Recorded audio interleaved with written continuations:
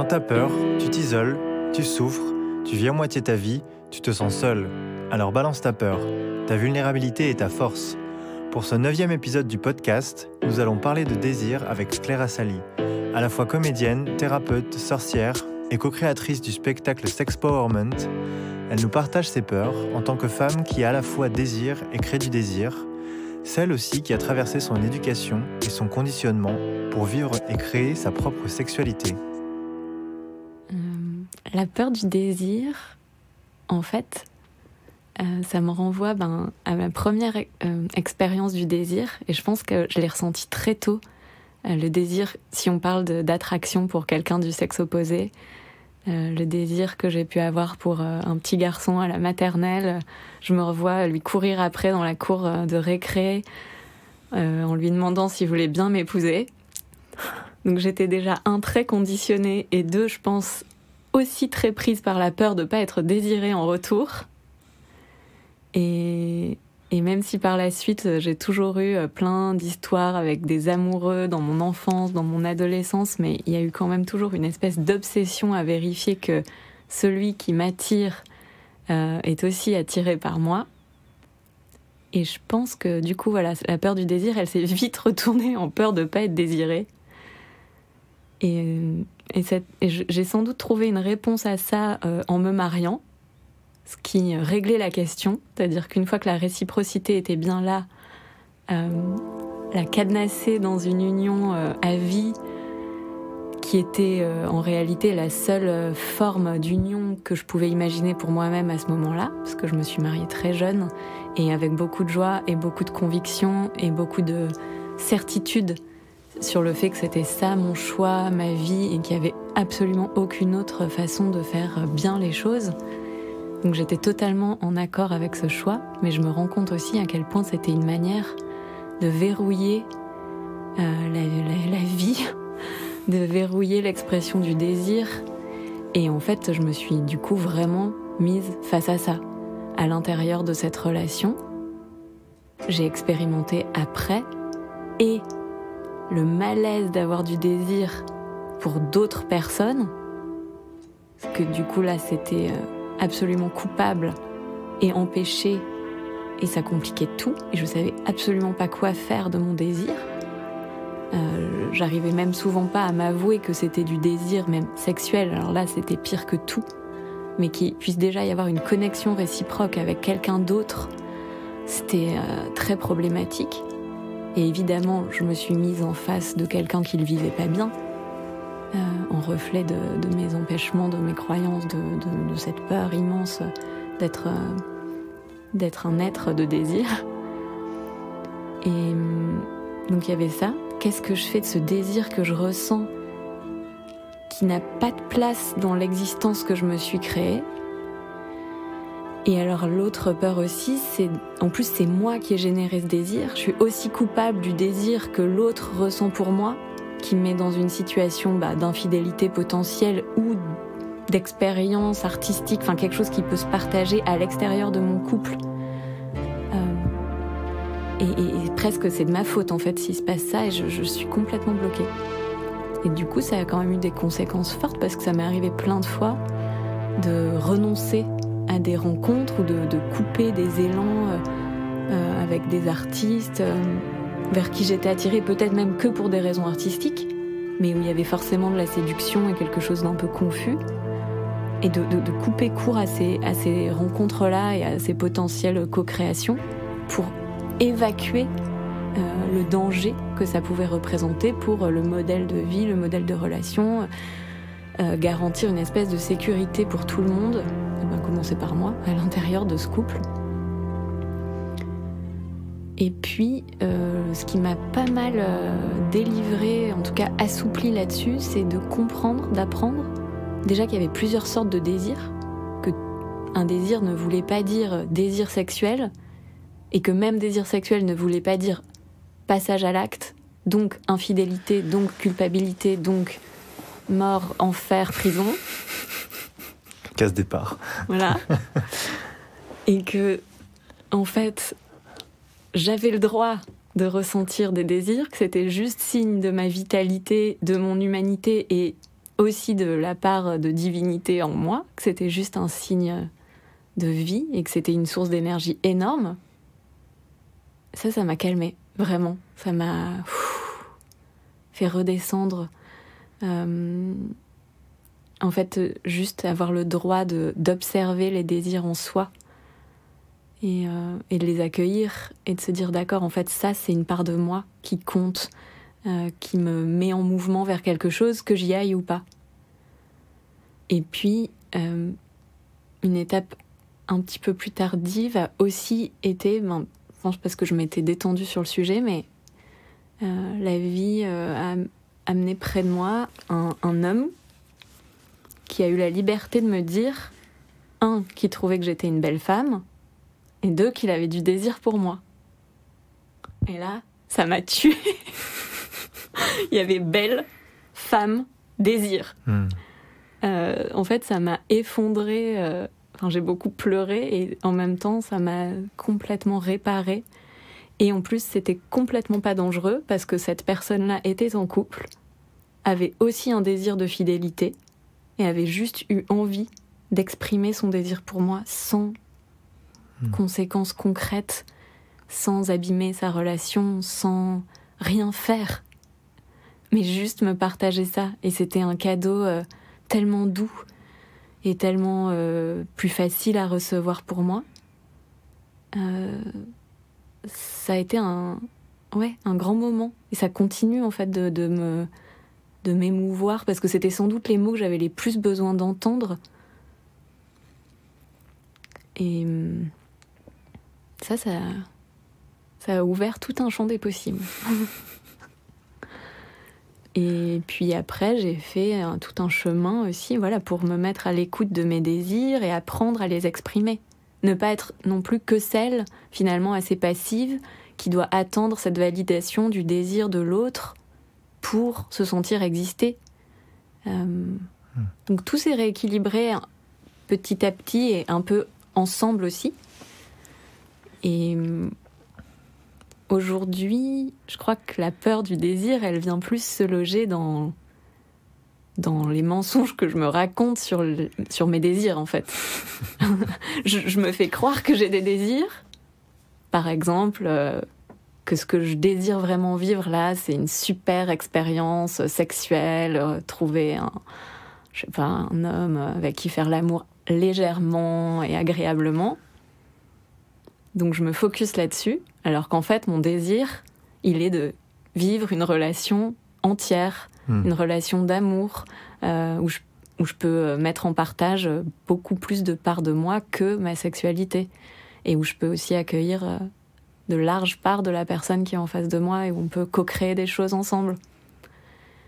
Donc je vois bien que même si j'ai aujourd'hui une liberté à exprimer mon désir, à le mettre en action, que j'ai confiance en mon désir, en fait, la peur de ce que je veux vraiment vivre, elle est encore là. Enfin, un peu moins parce que là, j'en ai conscience et je suis capable de le dire, mais c'est quand même pas gagné d'être toujours en accord et hyper au cœur de son désir.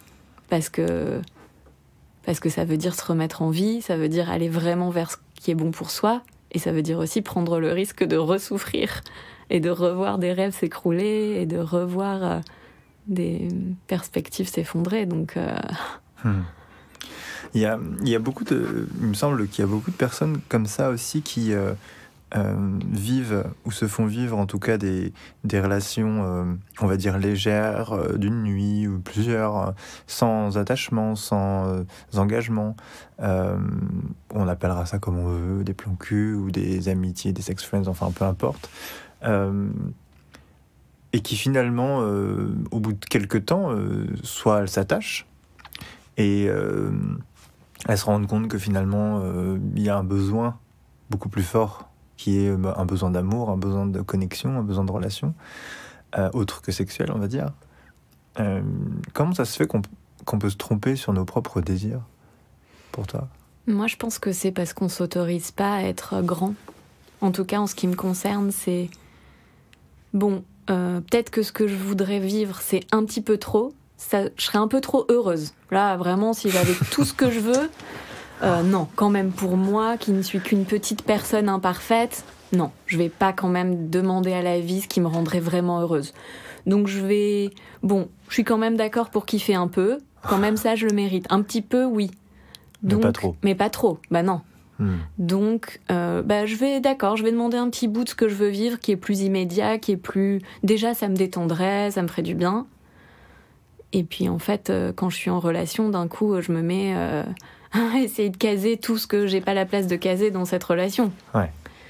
Enfin, en tout cas, en ce qui me concerne, c'est vraiment une histoire de pas s'autoriser à vivre les choses telles qu'elles sont vraiment bonnes pour moi.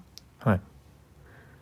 Et en dehors d'une relation, on va dire, même si t'es pas marié mais que t'es pas dans un couple, quoi, tu vois, en dehors d'une relation de couple, qu'est-ce qui pourrait être à la racine justement de la peur d'être désiré ou de créer du désir chez l'autre? Parce que tu me parlais de culpabilité dans la mesure d'un couple marié traditionnel, on va dire. Je vois à peu près le schéma, mais admettons, voilà, t'es là toute seule. Est-ce qu'il y a cette peur d'être désiré aussi? Et est-ce qu'il y a la même culpabilité que quand t'es en couple? Non. Ok. Aujourd'hui aussi parce que je me suis délivrée beaucoup de conditionnements liés à mon éducation religieuse, liés à une vision de ce qu'est le couple, de ce qu'est la confiance entre deux personnes. Oui, donc non, ça je le ressens pas, la culpabilité d'être désiré. Non, aujourd'hui c'est une joie de pouvoir accueillir le désir de quelqu'un. Ouais. Et j'apprends aussi la liberté d'y répondre ou pas, d'y répondre positivement ou pas.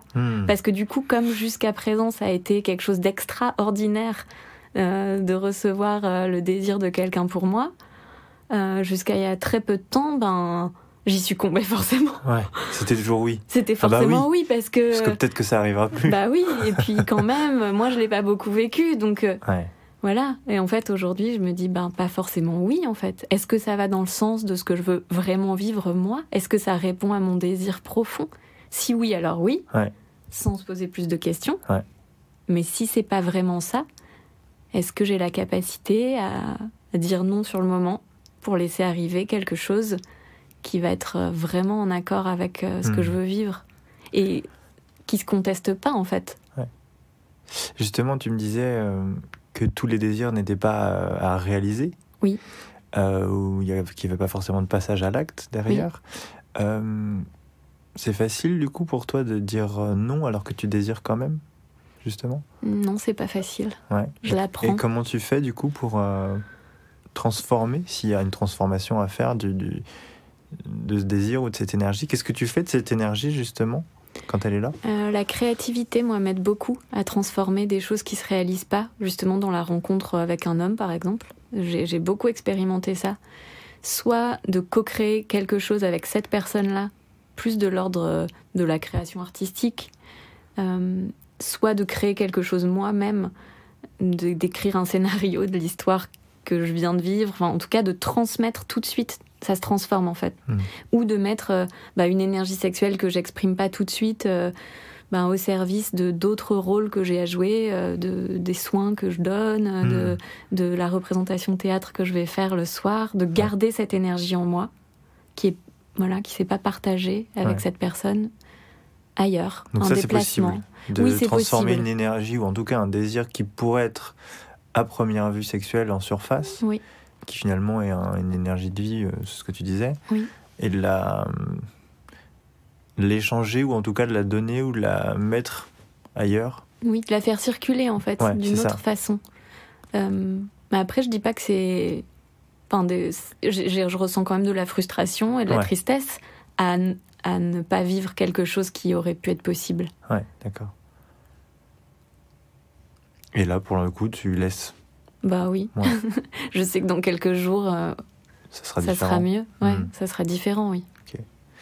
Et c'est quoi pour toi les peurs qui sont liées justement au désir, au fait de désirer et du coup justement en tant que femme,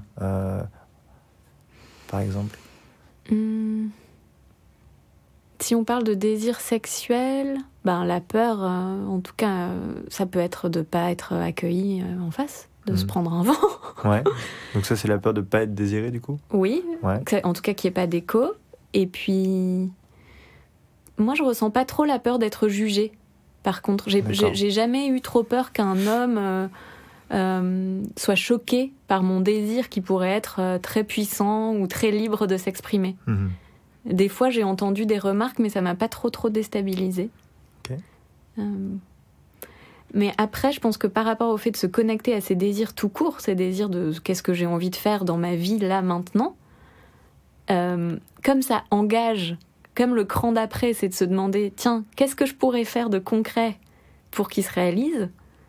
En fait, ça met face à soi-même. Est-ce que j'ai le courage de me réaliser ? Est-ce que je suis cap de passer à l'action pour que au moins un de ces désirs se réalise ? Je sais pas, si j'ai envie de me remettre à jouer du piano.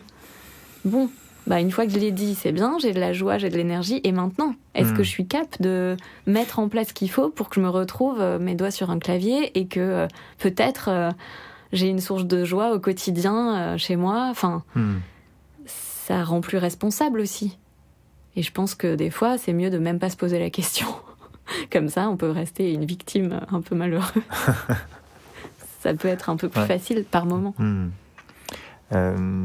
Tu suis beaucoup Esther Perel à ta manière aussi, et elle dit souvent, et puis même nous quand on échange, finalement que le désir a besoin de cet espace, comme le feu a besoin d'air.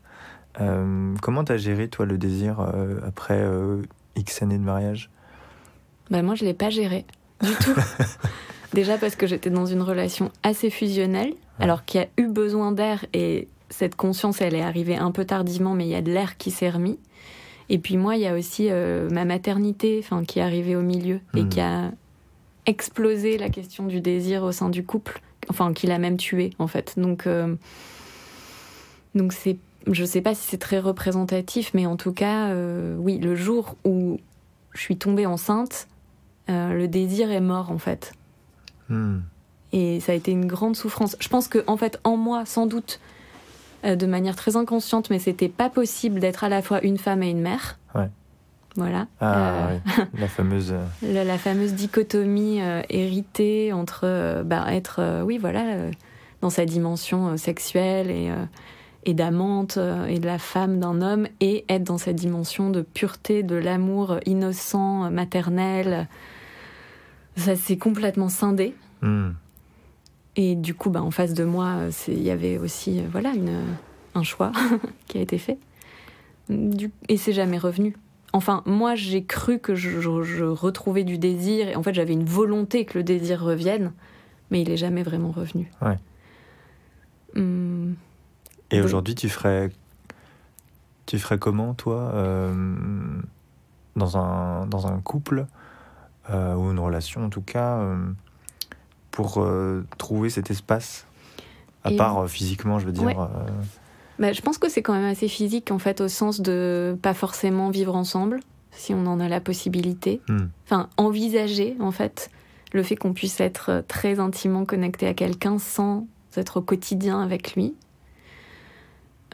C'est lié au manque, tu crois, dans cet espace de désir, justement ? Non, mais c'est préserver un émerveillement, en fait, du fait d'être ensemble. Je pense que... Des retrouvailles, quoi. Des retrouvailles, ouais. Je le vis... Alors, c'est pas du tout lié au désir, mais du coup, aujourd'hui, ma fille vit une semaine chez son père et une semaine chez moi. Donc, on passe notre vie à se dire au revoir et à se retrouver.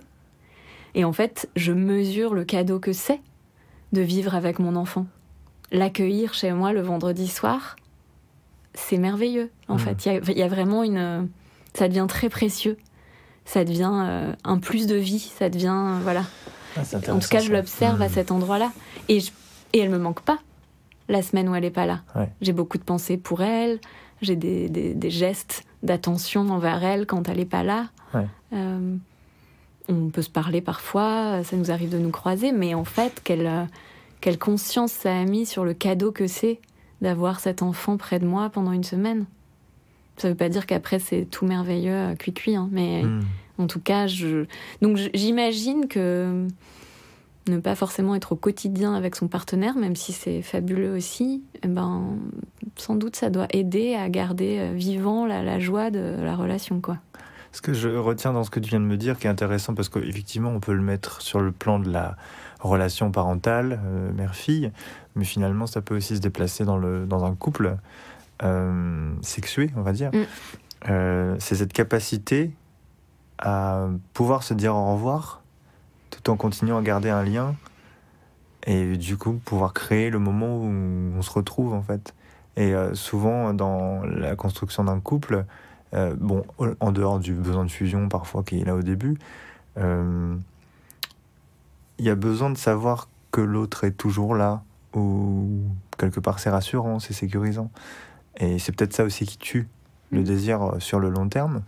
Et ce que tu me dis, moi, me parle, en tout cas, je me dis, ah bah oui, mais en fait, si on arrive à se dire au revoir sans avoir peur, finalement, de ne pas retrouver ou de ne pas se retrouver, ça peut aider justement à recréer le mouvement. Parce que finalement, tu me disais, le désir, c'est un mouvement, un élan vers quelque chose ou quelqu'un. Je sais pas, voilà, c'est ma réflexion. Je suis tout à fait d'accord avec ce que tu dis. Je pense que à l'endroit de l'amour maternel, il y a quelque chose que je questionne même pas sur la sécurité de ce sentiment d'amour parce que j'ai une connexion absolue avec mon enfant. Je le sais, je le sens, je l'ai porté en moi. En fait, je n'ai jamais de doute sur est-ce qu'on va encore s'aimer si on se voit pas. Et c'est pas mental du tout. Mais je pense que c'est beaucoup moins facile de connecter ça dans la relation à l'autre, sur un plan amoureux, parce qu'en fait, cette relation-là, elle nous renvoie à l'enfant qu'on a été, au bébé qu'on a été, et à ces insécurités-là, au manque d'amour, enfin, aux illusions de manque d'amour qu'on a pu vivre dès le départ. Et que du coup, il faut quand même avoir une stabilité, une assise dans l'amour qu'on a pour soi-même très forte, pour être très stable dans l'amour, dans la relation amoureuse, en fait. Moi, j'en suis pas là. Ça se construit. Et je me rends compte que c'est plus facile pour moi d'avoir le cœur plein d'amour quand j'ai un homme en face de moi et que j'ai l'occasion d'exprimer, d'en donner, que quand je suis toute seule. Et je vois bien que c'est un chemin. Dans ton quotidien, tu contribues tous les jours à transmettre une forme d'éducation sexuelle à travers des posts, à travers des talks et à travers surtout ton spectacle que tu as co-créé avec Lisa qui s'appelle Sexperiment, issu du livre de Camille Emmanuel. Qu'est-ce que tu as répertorié, toi, comme peur liée au désir, justement, dans ton public ou dans les retours que tu as eus ? Qu'est-ce qui est le plus flagrant dans la relation sexuelle voilà. Alors, le thème du désir, on l'évoque dans le spectacle, notamment en s'appuyant sur un des livres d'Esther Perel. Et on sent, en tout cas, je sens, mais c'est partagé avec Lisa, le bien que ça fait de parler de cette notion d'air dans le feu, d'oser dire aussi qu'on n'est pas tout le temps obligé d'avoir du désir sexuel pour son partenaire, parce qu'en fait, la vie, elle nous sollicite à plein d'endroits, on a tous plein de rôles, plein de responsabilités, plein de charges mentales, qu'on soit homme ou femme, qui viennent polluer cet élan naturel du corps, de l'énergie solaire qui peut se partager. Donc en fait, c'est pas grave. Il y a vraiment un besoin d'alléger, de dédramatiser. C'est pas grave si on n'a pas fait l'amour intensément comme... C'est souvent synonyme pour beaucoup de personnes, en tout cas, ça peut donner l'impression que le couple bat de l'aile. C'est ça. Ouais. Et il y a ça, oui, il y a des retours qui nous disent merci d'avoir dit ça, parce que du coup, on s'est dit que ça va, on n'était pas fichus comme couple, on était juste humains et entre guillemets normaux. Enfin, en tout cas, on n'était pas seuls, voilà, à être face à une difficulté ou quelque chose qui change. Par rapport au désir, c'est surtout ça. Et puis après, dans des ateliers aussi qu'on a fait avec Lisa, on a pu entendre la difficulté, oui, de quelle vision on a de la fidélité, de l'infidélité, et comment on doit dealer chacun avec ça. Ouais. Mais du coup, qui est très lié à celle du désir. C'est quoi l'éducation, toi, que tu as reçue par rapport à cette notion de fidélité, d'infidélité, de désir, de sexualité, les images, les grandes images, les grands archétypes que tu as reçus? Moi, mariage en blanc à l'église, la valeur fidélité est extrêmement forte dans ma famille, même sur le plan de loyauté aux ancêtres, de fidélité dans le travail. Donc c'est quelque chose d'extrêmement fort chez moi, cette valeur-là. Du coup, j'ai toujours cru que j'étais fidèle. Et en fait, pas que. Parce que connecter ma facette infidèle, ça m'a sauvée aussi. Puisque justement, ça a autorisé mon désir à vivre et à m'emmener au bon endroit. Mais je dis pas que c'est bien. Je dis pas que c'est bien d'être infidèle. Je dis pas que c'est la solution et je conseillerais à personne ça. Mais en tout cas... Ça t'a aidé. Ça m'a aidé, ouais. Il y a la culpabilité aussi qui est très, très liée en dessous de l'infidélité. Il y a comment... Il peut y avoir la culpabilité, la honte. Enfin, ce sont des sentiments qui sont quand même très, très forts pour quelque chose qui est... comment dire... J'ai l'impression que c'est ça qui fait qu'il y a autant de tabous ou de poids sur ce thème. Alors que, en regard, je vais faire une espèce d'image bidon, mais en regard de ce qui se passe dans le monde, c'est pas très grave, quoi. Enfin, je suis pas en train de dire qu'il faut le faire, etc. aussi, mais parce qu'est-ce qui fait que ça a autant de poids je pense que c'est aussi lié à la notion de trahison, de confiance. D'un coup, on dit bien qu'on trompe quelqu'un. Alors que potentiellement, on peut tromper, en tout cas, on peut ne pas respecter un engagement qu'on a pris. Mais il y a vraiment cette sensation, c'est toutes ces croyances que si je l'ai trompé, donc c'est moi qui lui ai fait du mal, donc je suis responsable à 100% de sa douleur et de sa perte et de l'échec de la relation. Bon, il y a une énorme morale. Je veux dire, même quand on se marie que à la mairie, on s'engage à la fidélité. C'est pas qu'une valeur religieuse, c'est une valeur laïque. Et c'est devenu une valeur dans la société, pour le maintien de l'ordre. Enfin, de l'ordre social, en fait. Je pense qu'on en est pétri. Il y a sans doute des gens qui en sont beaucoup plus libres. Mais en tout cas... Puis moi, j'ai grandi dans un environnement où tout le monde se mariait, plus ou moins jeune, mais... C'est ce que disait Esther Perel, c'est que c'est le sujet, finalement, l'infidélité, qui est le plus réprimé et le plus tabou, et qui pourtant est le plus vécu, expérimenté, traversé. Mais d'ailleurs... C'est super, ce paradoxe, je trouve. C'est super dans le sens où c'est incroyable de voir à quel point c'est des deux extrêmes, quoi. Oui, comme tout ce qui est interdit, c'est très tentant aussi. Donc, oui, on en est là. Et du coup, ça devient presque l'illusion d'une solution à tout. Tiens, si j'allais chercher ailleurs, autre part, sous une autre forme, ce que je trouve plus là, dans le présent de ce que je vis. Ça peut, mais c'est pas non plus une issue absolue.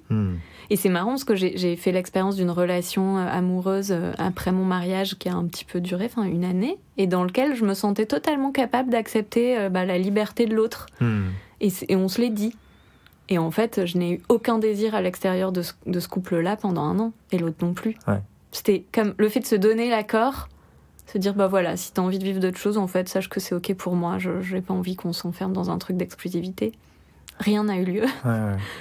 Donc je sais pas. C'est quoi ton ressenti, ton point de vue, justement, sur ces nouveaux types de couples polyamoureux, tout ça, ou qui gèrent le désir d'une autre façon, et du coup l'infidélité et la fidélité d'une autre façon?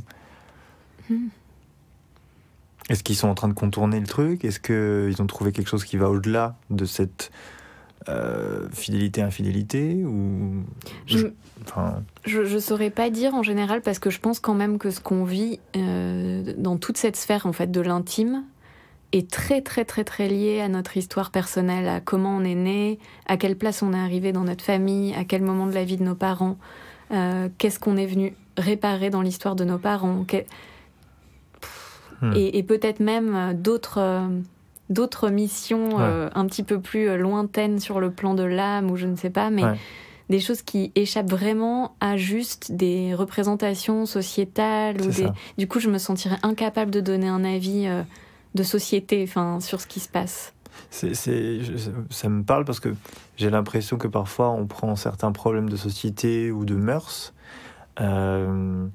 uniquement sur un plan, c'est-à-dire sur le plan, pour moi, qui me semble être de la surface, c'est-à-dire il m'a fait ça, ou je parle même pas que de couple et de fidélité, hein, mais ça peut être des conflits dans le boulot ou autre chose.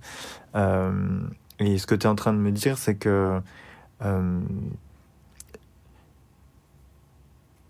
parfois ça nous aide d'avoir ce recul et de se dire, mais tiens, mais en fait, est-ce que ça ferait pas sens sur un plan plus large?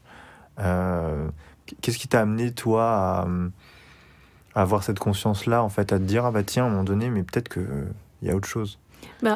Moi, je suis engagée dans un travail personnel de connaissance de moi, d'appréhension de mon histoire et de transformation depuis 10 ans maintenant. Donc, mon histoire, je la connais bien. Mais en fait, même en la connaissant bien, ça m'empêche pas d'être encore prise par des mécanismes. Je me suis rendu compte très récemment que j'allais vers des hommes qui n'étaient pas disponibles. D'accord. Donc, je peux voir ça comme... Ça va parler à pas mal de personnes. Voilà. Donc... Et ce phénomène vient de se répéter dans les 6 derniers mois, peut-être 3 ou 4 fois de suite. Ouais. Donc là, le réflexe, c'est quoi le problème avec moi ?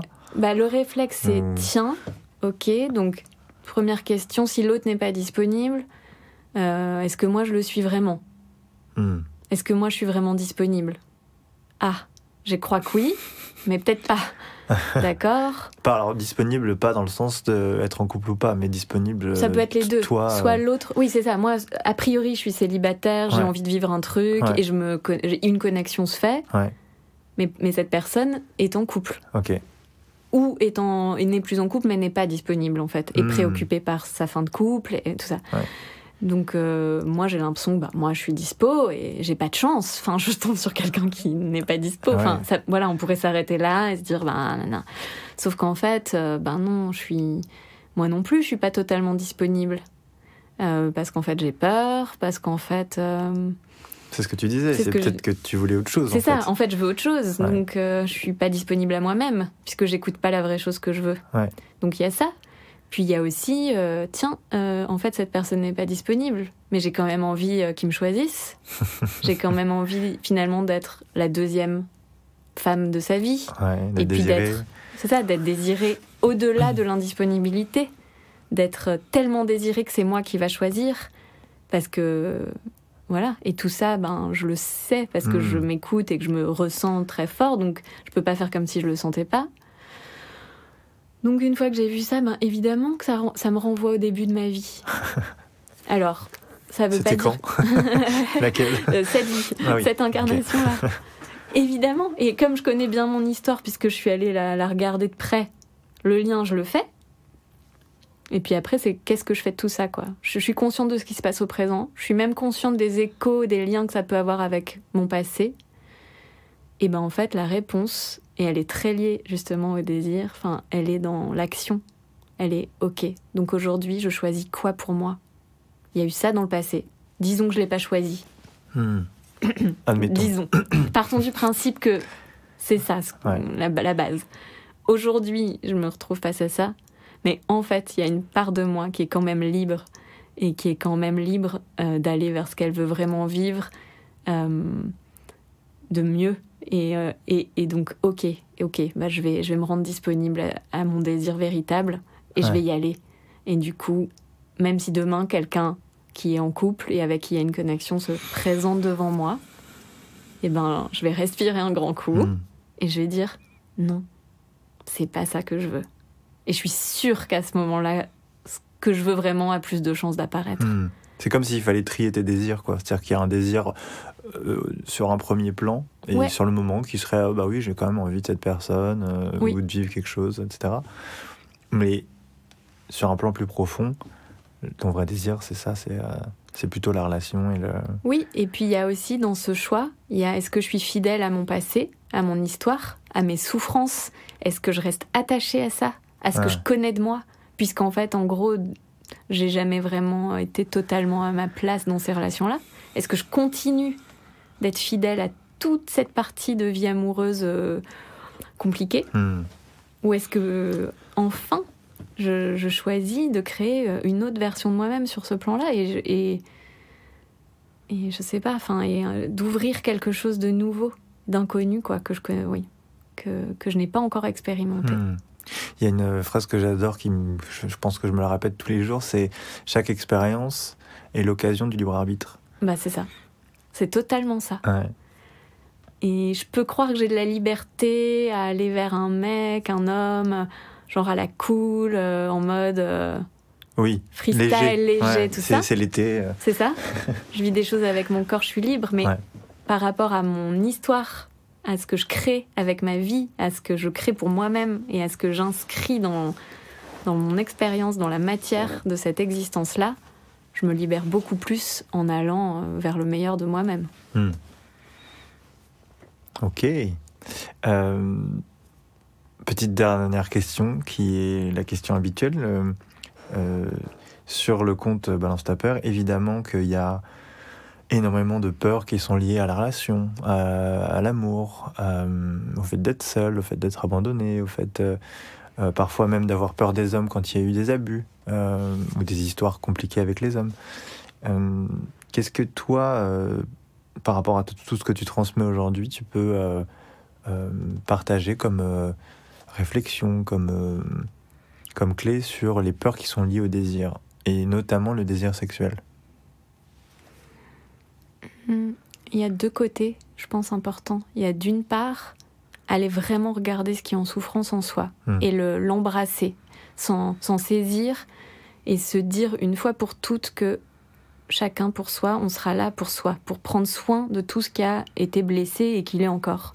Et s'engager à ça, à aller soigner ce qui est en souffrance. Et à la fois, pas besoin d'attendre que ce soit fini, prendre un temps, se mettre dans un endroit agréable qui nous connecte à la joie, se poser et se demander justement quels sont mes désirs là, maintenant, et les lister en fait, les noter, même s'il n'y en a que 3, il y en a 5, il y en a 50, accueillir ça aussi. Et ressentir tout de suite quelque chose d'autre qui est aussi présent en soi, quel que soit l'état de nos blessures. Parce que je pense vraiment que les deux coexistent et que l'évolution, la guérison, enfin en tout cas la mise en mouvement vers une version de soi-même plus épanouie, elle passe par aller regarder les deux, quoi. Honorer les deux et s'engager à agir dans les deux directions. Ok. Qu'est-ce que tu désires, toi, aujourd'hui ? Être riche. Allez, abondance. Abondance financière, pour le bien de tous. Voilà. Bon, merci Claire. Merci.